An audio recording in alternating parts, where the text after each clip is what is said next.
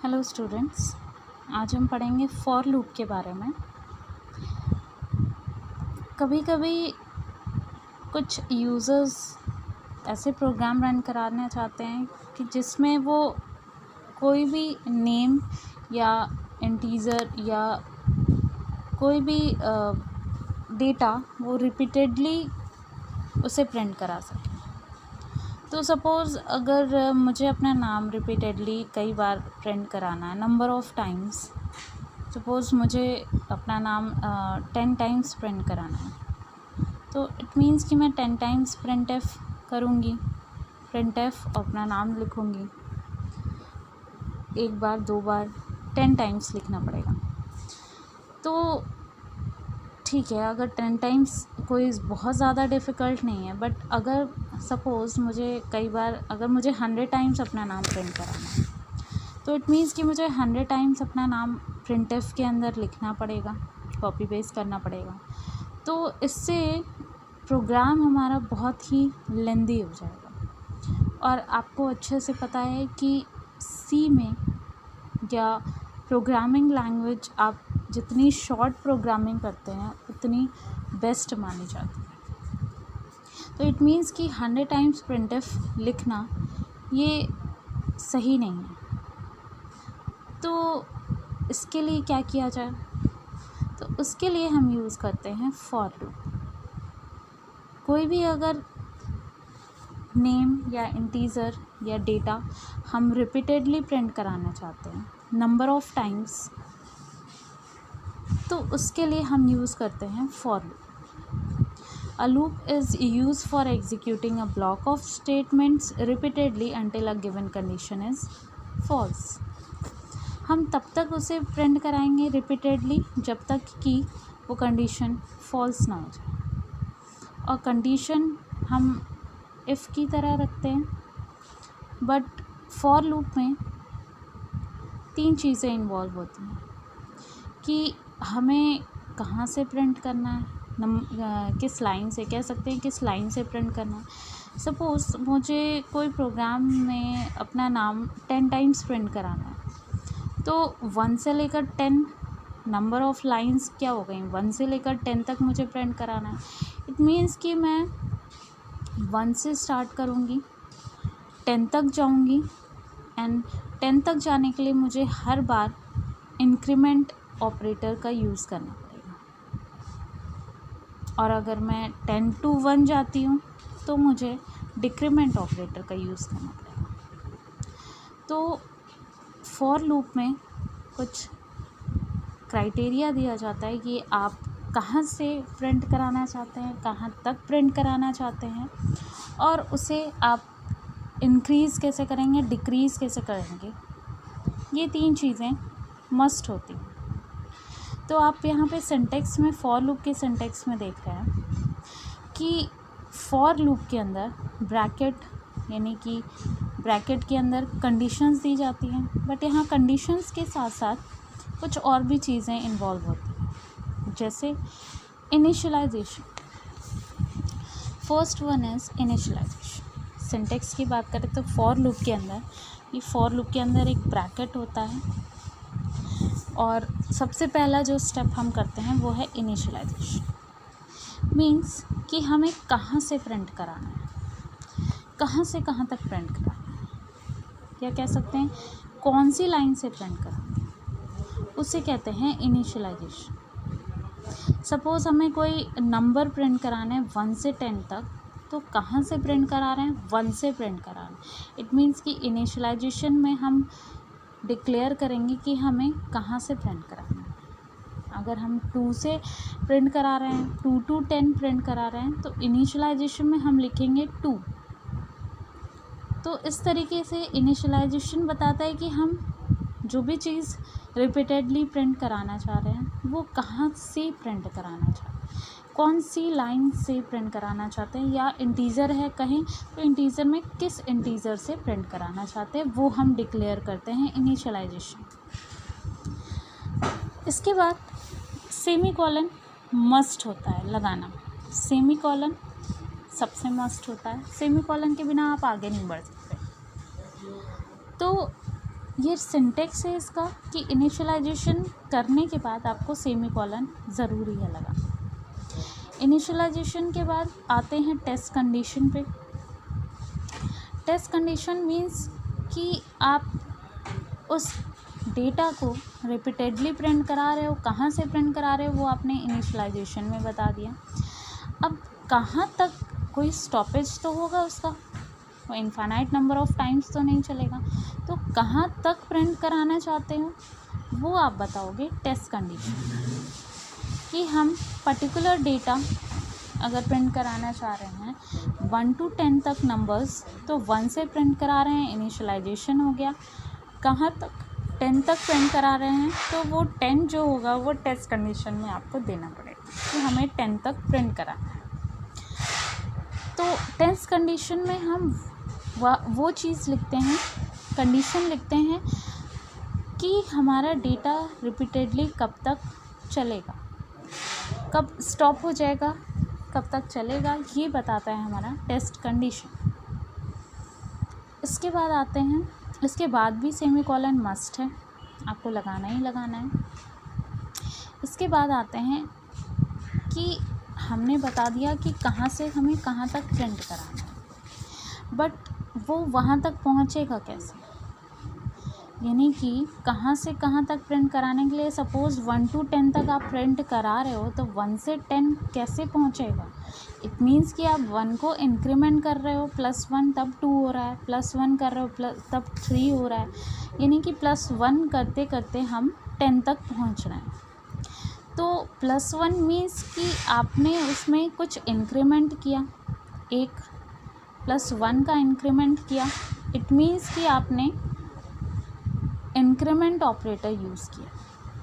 तो ये आपको बताना ज़रूरी है कि आपने इंक्रीमेंट किया, अदरवाइज़ वो हर बार 1 प्रिंट करेगा। तो इसके लिए आप यूज़ करते हो इंक्रीमेंट ऑपरेटर, या समटाइम्स हम रिवर्स में जाते हैं, 10 to 1 प्रिंट कराना है तो हमें डिक्रीमेंट करने की ज़रूरत पड़ रही है, बार बार 1 माइनस करने की ज़रूरत पड़ रही है, तो उसके लिए हम यूज़ करते हैं डिक्रीमेंट ऑपरेटर। तो फर्स्ट वन सिंटेक्स में फॉर लूप में फर्स्ट इनिशियलाइजेशन करते हैं, सेमीकोलन, फिर टेस्ट कंडीशन देते हैं, आपकी टेस्ट कंडीशन क्या है, कहाँ तक प्रिंट कराना चाहते हो, सेमीकोलन, देन आप देते हो इंक्रीमेंट और ऑब्लिक डिक्रीमेंट, यानी कि आप इंक्रीमेंट करना चाहते हो उस डेटा को या डिक्रीमेंट करना, एंड देन ब्रैकेट। एक चीज़ ध्यान रहे कि फॉर लूप में या किसी भी, जब हम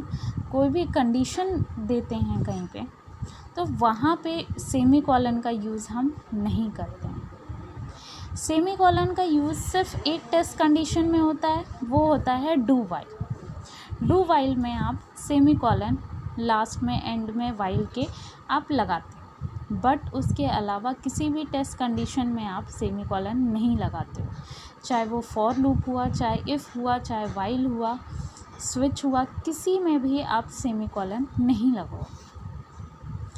तो ये रही बात सिंटेक्स की, फॉर लूप किस तरीके से उसका सिंटेक्स होता है।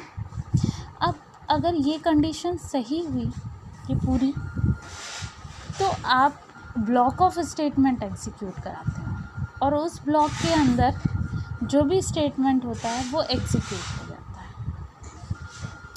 ठीक है, तो एक एग्जांपल की बात करें तो हमें अगर प्रिंट कराना है, write a program to print numbers from 1 to 10। अब यहाँ पे आप देख रहे हो डेटा रिपीटेडली होगा, रिपीटेडली प्रिंट करेगा, बट 1 to 10 यानी कि इंक्रीमेंट होके प्रिंट करेगा।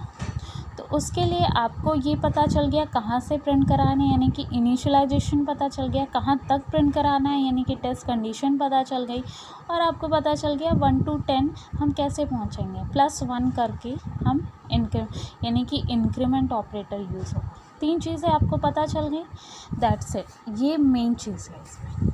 तो आप देख सकते हैं कि hash include stdio.h, conio.h, main function, int I, हमने एक वेरिएबल लिया फॉर लूप चलाने के लिए। फॉर लूप में आपको पता है एक वेरिएबल की ज़रूरत है जिसके अंदर हम असाइन करेंगे वैल्यूज़, जिसे इंक्रीमेंट करेंगे, जिसमें टेस्ट कंडीशन रखेंगे। तो उसके लिए आप कोई भी एक वेरिएबल चूज़ कर सकते हो। हमने लिया इंट आई एक इंटीजर टाइप का है। फॉर लूप के अंदर ये ब्रैकेट लगाया। पहला है सिंटेक्स में इनिशियलाइजेशन। इट मीन्स कि आप इसको इनिशियलाइज़ करोगे, और अब हमें पता है कि कहाँ से हमें प्रिंट कराना है, वो हम लिखते हैं इनिशियलाइजेशन में। तो हमें 1 से प्रिंट कराना है। इट मीन्स कि 1 आप लिखोगे, i = 1 आप लिखोगे इनिशियलाइजेशन में। ये हो गया आपका इनिशियलाइजेशन स्टेप। इसके बाद सेमीकोलन मस्ट है लगाना, तो आपने लगा दिया सेमीकोलन। इसके बाद टेस्ट कंडीशन, यानी कि आपको पता है कि टेस्ट कंडीशन मीन्स कहाँ तक आप प्रिंट कराना चाहते हो। आपको पता है कि 1 से 10 तक आप प्रिंट कराना चाहते हो। इट मीन्स कि 10 तो होगा ही होगा। तो आई की वैल्यू हर बार क्या होगी, आई की वैल्यू इंक्रीज़ करते करते 10 तक पहुंचेगी। तो आप कह सकते हो आई की वैल्यू या लेस देन रहे या इक्वल टू रहे 10 की, क्योंकि हर बार तो वैल्यू 10 के इक्वल नहीं होगी। एक टाइम ऐसा आएगा कि जब आई की वैल्यू 10 के इक्वल हो जाएगी, तो हमने एक बार इक्वल भी लिख दिया। बट उसके पहले तो हर बार आई की जो भी वैल्यू होगी 1 2 3 4 5 6 7 8 9 तक वैल्यूज़ जो रहेंगी वो 10 से स्मॉलर रहेंगी। इसीलिए हमने किया I is less than equal to 10। Condition complete.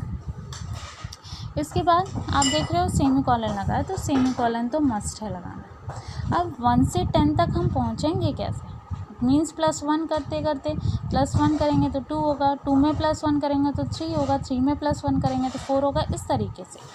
तो कह सकते हैं कि हम बार बार इंक्रीमेंट ऑपरेटर का यूज़ कर रहे हैं। तो हमने क्या कर दिया, i++ कर दिया। अब आप ये कहोगे कि i++ मीन्स कि पोस्ट इंक्रीमेंट ऑपरेटर यूज़ किया है, प्री इंक्रीमेंट ऑपरेटर क्यों नहीं यूज़ किया। तो प्री इंक्रीमेंट ऑपरेटर इसलिए यूज़ नहीं किया है बिकॉज आई की वैल्यू जब 1 होगी, 1 is less than equal to 10, true होगा, कंडीशन ट्रू होगा तो फिर आगे बढ़ेगा। अगर यहाँ पे हमारा ++ आई रहता है, यानी कि प्री इंक्रीमेंट ऑपरेटर यूज़ करते हैं, तो आपको अच्छे से पता है कि प्री इंक्रीमेंट ऑपरेटर में पहले इंक्रीमेंट होता है +1 एंड देन वो न्यू वैल्यू को इवैल्यूएट करता है। तो आई की वैल्यू हमारी 1 थी, 1 इज़ लेस देन 10 ट्रू हो गया, आगे बढ़ेगा, ++ आई रहता है तो आई की वैल्यू एक इंक्रीमेंट हो जाती है, दैट इज़ 2 हो जाती है। और हमें क्या चाहिए, तो ये 2 हो जाता, तो जब कंडीशन ट्रू होती तो कर्ली ब्रेसेस के अंदर प्रिंटर %i मीन्स आई को प्रिंट कर देगा। तो आई की वैल्यू 1 नहीं प्रिंट करेगा, पहली बार में आई की वैल्यू आ जाएगी 2 because of this pre increment operator. बल्कि जबकि हमें चाहिए आई की वैल्यू 1 फर्स्ट टाइम में, देन उसके बाद 2 चाहिए, इसीलिए हमने यूज़ किया है पोस्ट इंक्रीमेंट ऑपरेटर, ताकि जब आई की वैल्यू 1 हो, 1 is less than equal to 10 true, इसके बाद जाए यहाँ पे तो ये पोस्ट इंक्रीमेंट देखते हुए आगे बढ़ जाए, यानी कि एक बार इवैल्यूएट होने के बाद +1 करता है तो 1 प्रिंट होने के बाद इसके पास जाए, और पोस्ट इंक्रीमेंट हो तो +1 करें, फिर चेक करें, फिर प्रिंट करें। इट मीन्स कि 1 के बाद 2 आए, 2 के बाद 3 आए, 3 के बाद 4 5 6 7 8 9 10, और जैसे ही 10 ऐसे मिल जाए, आई की वैल्यू इंक्रीमेंट होती है तो आई की वैल्यू 10 के बाद 11 हो जाएगी। 11 is less than equal to 10, जैसे ही कंडीशन पे आएगा वो फॉल्स हो जाएगा, फॉल्स मिलेगा तो ये फॉर लूप के बाहर आ जाएगा और प्रिंट कर देगा जो वैल्यूज़ हमारी आई हुई। तो आप यहाँ देख रहे हो कि जो भी वैल्यूज़ आ रही हैं वो इस सिंटेक्स के फॉर लूप के अकॉर्डिंग आ रही हैं। तो हमें जो भी रिपीटेडली हमें प्रिंट कराना था वो हमने क्या किया, सिर्फ एक लाइन लिखी, सिंटेक्स फॉलो किया, initialization, condition and increment decrement, और हमें वो चीज़ प्रिंट कराने को मिल गई। अब अगर ये चीज़ हम फॉर लूप का यूज़ नहीं करते तो प्रोग्राम बहुत लेंदी हो जाता। बट आप देख रहे हो प्रोग्राम में फॉर लूप यूज़ करने से प्रोग्राम इतना छोटा हो गया, बहुत शॉर्ट सा प्रोग्राम हो गया। तो ये जो प्रोग्राम है इससे बेस्ट माना जाता है। Instead of using number of times printf, you can use a for loop and apply it. So इसीलिए for loop का यूज़ किया जाता है। एक और क्वेश्चन की बात करें तो आप देख रहे हो, अगर हमें प्रिंट कराना हो name, write a program to print your name, हमें अगर अपना नाम प्रिंट कराना हो 10 टाइम्स, तो हम क्या करेंगे, 10 बार अपना नाम लिखेंगे printf में 10 टाइम्स। बट वो तरीका बेस्ट नहीं माना जाता है। बेस्ट करने के लिए